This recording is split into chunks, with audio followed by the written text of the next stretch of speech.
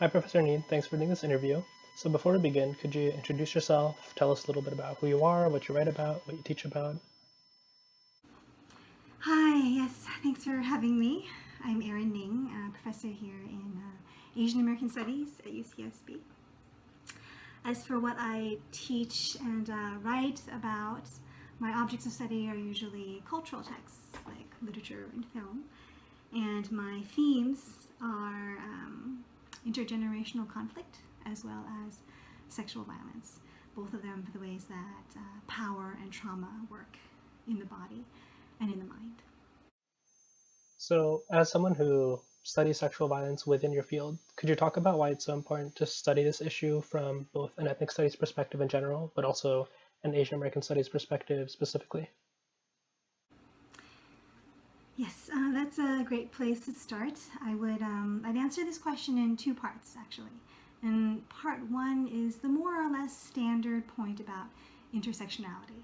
That, to put it bluntly, women of color, say, are or can be harassed or raped for different reasons than white women are. Racialized beliefs about there being more available or more disposable, variously exotic or cheap, right? These things go into their being targeted or into their being believed or not. But another part of that answer is that sexual violence may work by very different rules inside communities of color. Right? Among family, in church group, within progressive organizations, among us, the pressure can be intense.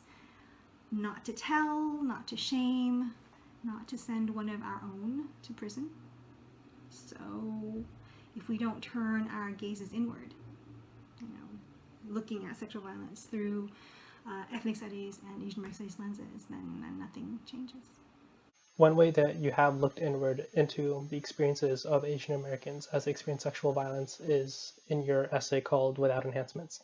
And in this essay, you point out that the discussions that are usually had about sexual violence against Asian American women often frame it as a result of a quote unquote other culture or as an indicator of global conquest or as a subcategory of a more general racialized hate violence. So, what kinds of pitfalls do you believe come with focusing specifically and solely on these approaches? Yeah, so that essay came out of my teaching. I offer a course here that I call Dating and Rape Culture, and it is committed to trying to help students navigate rape culture in their own lives. But year after year, putting the syllabi together, I was finding it impossible to locate research or even literature on sexual violence as experienced by Asian Americans in college. What we have plenty of is scholarship and activism dedicated to combating sex trafficking or honor killings or domestic violence among non English speaking immigrants. And of course, all of these battles are crucial. But they are not crucial to the exclusion of, or not so crucial that we're justified in ignoring that rape and sexual harassment happens in the lives of American born, UC caliber people, even if those people are hoping to be doctors or lawyers someday. But here's the thing that there's this kind of firewall holding all of these experiences in a state of impossibility, right? That Asian American studies has been so single track minded for so long about insisting that the model minority is a myth. That no wonder it hasn't devoted resources to understanding what life is like for people who look like the model minority. How can it, right? When the model minority is not supposed to exist. So there's that, but how can Asian Americans as a field, how can we keep giving our students the message that whatever trauma or exploitation they may have suffered, it's not worth studying because it doesn't measure up. You also wrote about how, as you just talked about, how sexual violence it operates differently and it's experienced differently in communities of color. And as a result of that, there's more to consent than an utterance of yes and no in a particular place at a particular time, which is what our conventional paradigm usually tells us. So could you talk about why it's also really important to acknowledge the role that Asian American cultural scripts play when it comes to understanding exactly what consent entails? Yeah, so let me start by saying that this affirmative consent paradigm we have now on campuses or in pop culture, it's far better than what we had before, which was nothing. It's unquestionably a good thing that people are being given this heightened awareness of the prevalence of assault and the ease of misunderstanding or miscommunication in sexual dynamics. But in my class, we talk about,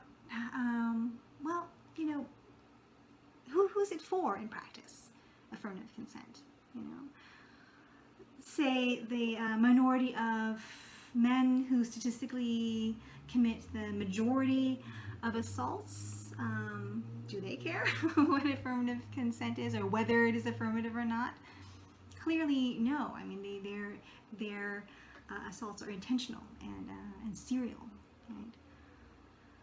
So, affirmative consent is meant as a guide for the rest of us, right, across the breadth of gender and orientation, who care that the person we're with at the moment is not going to violate us or feel violated by us, right? So, that is its intent, except that it's so flawed. And I say that because a real-time tool, as it's meant to be, right, is limited if it's awkward to use. And I think that affirmative consent is horribly awkward. Not because checking in on your partner is inherently awkward to do. I don't think that is inevitable. The problem here is that the construction of the check-in itself is by nature legalistic, contractual, right? And that does not, it really cannot improve human relations. These kinds of contractual exchanges, this is what asshole corporations have us do so that we can't sue them when we get cheated or poisoned. Right?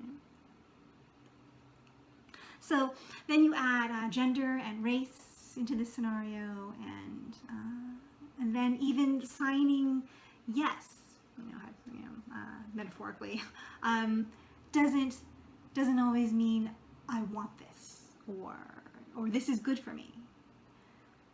Because women, and especially Asian American women, are trained by their communities that good girls meet the desires and expectations of others, right? So model minority girls are raised to fulfill somebody else's definition of a good major, an improved career. They're raised to behave in accordance with someone else's rules, and to do this so profoundly that they may have very little practice in identifying what they themselves want. Right? Very little experience with that, much less how to ask for it, how to stand for it. What I say in the essay is that when what to do with one's life is not a question for personal choice, then why should what to do with one's body be any more than another occasion to make someone else happy? So couple that dynamic with a normative masculinity that trains men to pursue, to persist, to woo like a used car salesman, right? And prepared. No can become yes without her ever having wanted it. But hey, you can't sue him, right? He closed the deal as he was told to do. And that is just disastrous training for both of them. And affirmative consent cannot fix that.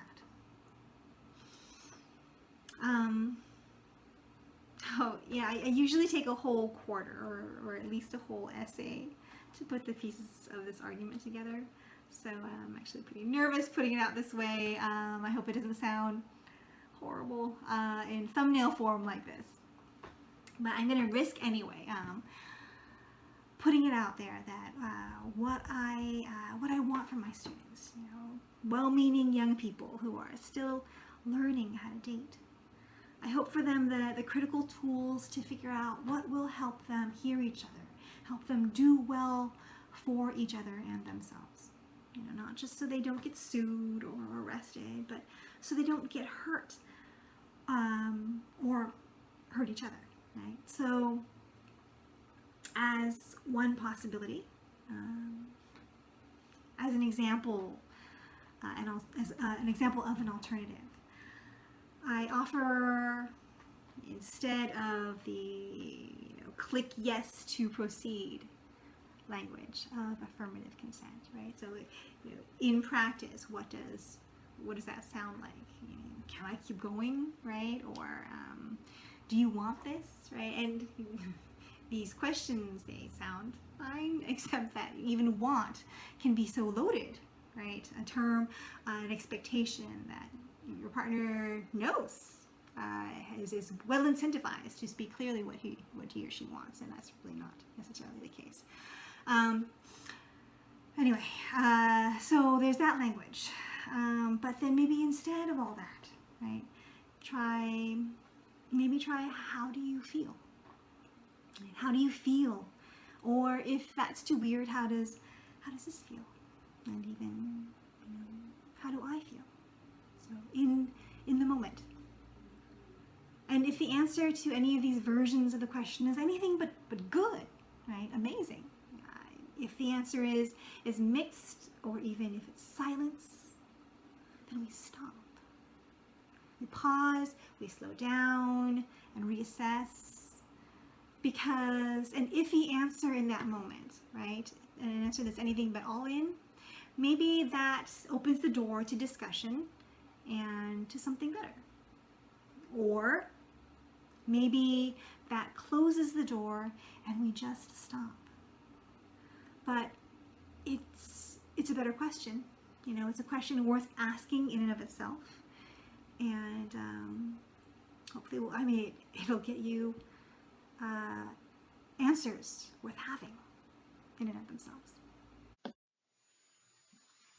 So a lot of the points that you brought up today, from the ways that we could better be understanding and practicing what consent is, to also how sexual violence is studied and talked about when it comes to its relationship with Asian American cultural scripts and everyday experiences.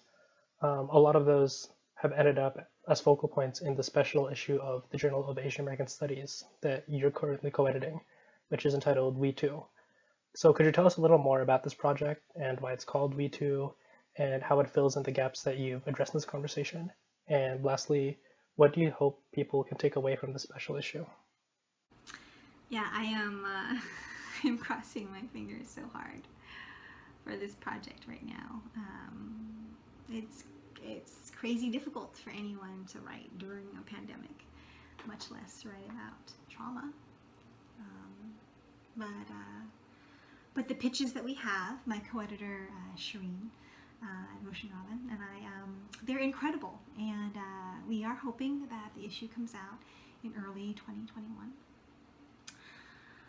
Its full title is We Too, a Reader, because it's meant to fill that void I talked about earlier, to provide literature and scholarship that centers the experiences of Asian American lives before, during, and as charted after college.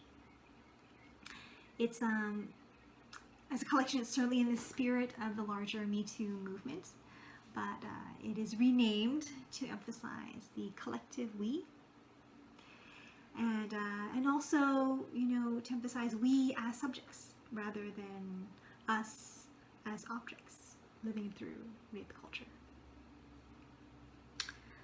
If you're curious, if you want to know more, the call for submissions is still online at we2reader.inc. So INK.